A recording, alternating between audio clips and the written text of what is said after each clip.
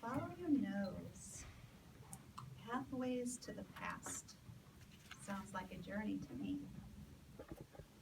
I would like to invite you to close your eyes for a moment. Take in a deep breath through your nose and let it out slowly. Take a moment to think about what comes to your mind. You can open your eyes now.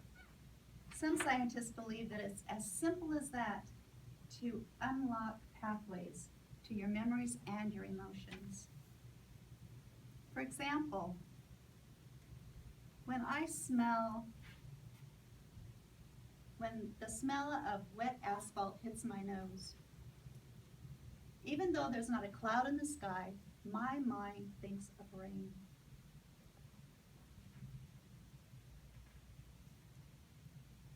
And I'm immediately transported back into my youth, where I was walking with a friend. And in Arizona, we have a monsoon season. I'm sure you've heard of it in the news. That is absolutely awesome. One moment, it's hot and sticky, walking along, and then the breezes start. The clouds roll in, and before you know it, huge drops are starting to fall. You take a moment to take in the smell of the rain and the feeling of the coolness of your damp clothes, because you know that as quickly as those clouds came in, they'll leave. And you'll continue your walk. And by the time you get home, your clothes will be dry. It's a good memory. And the smell of wet asphalt brings that to mind.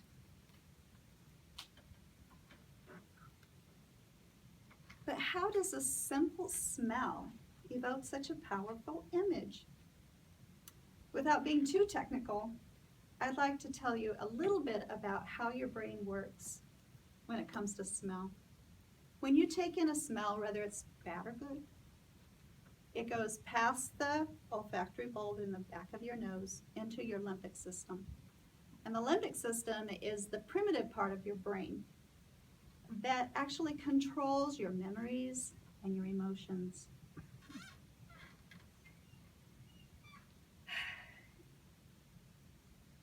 And smell is the only sense that we have that actually uses the amygdala and the hippocampus in your brain.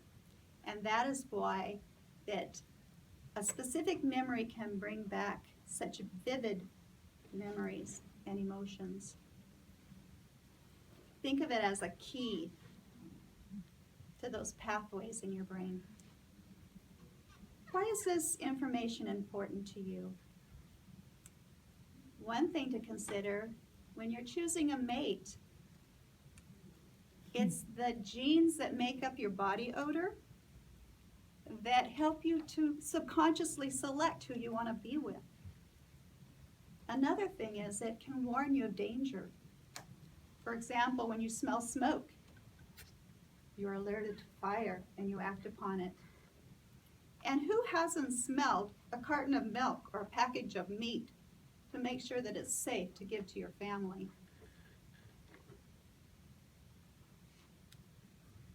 But just as smells can warn you of danger, the lack of smell can also be a sign of something wrong.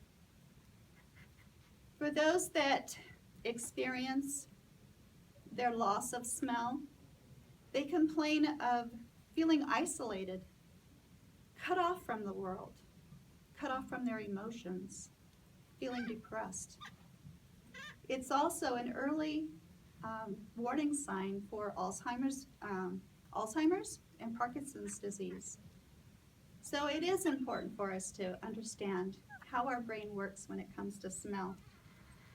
As for me, I like to dwell on the pathways that it opens up in my brain. How the smell of cut wood reminds me of coming to Auburn and riding past the old sawmill where my uncle worked and remembering the stories that he would tell me.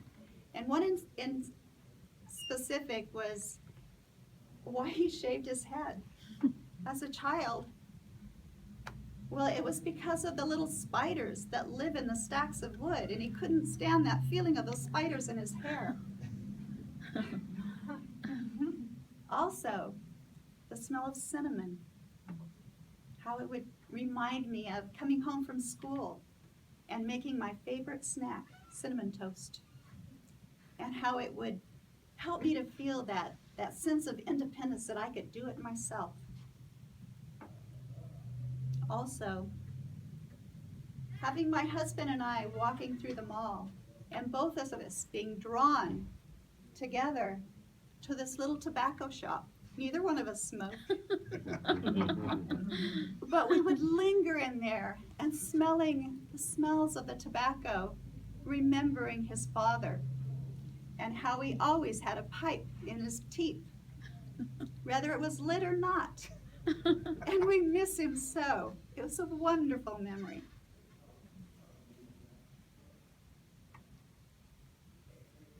Finally,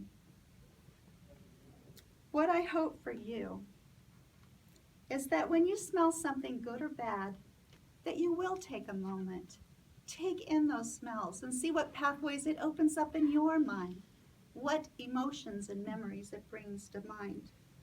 It's so easy. All you have to do is close your eyes and take in the smells around you. Who knows what pathways in your brain it will unlock? Thank you.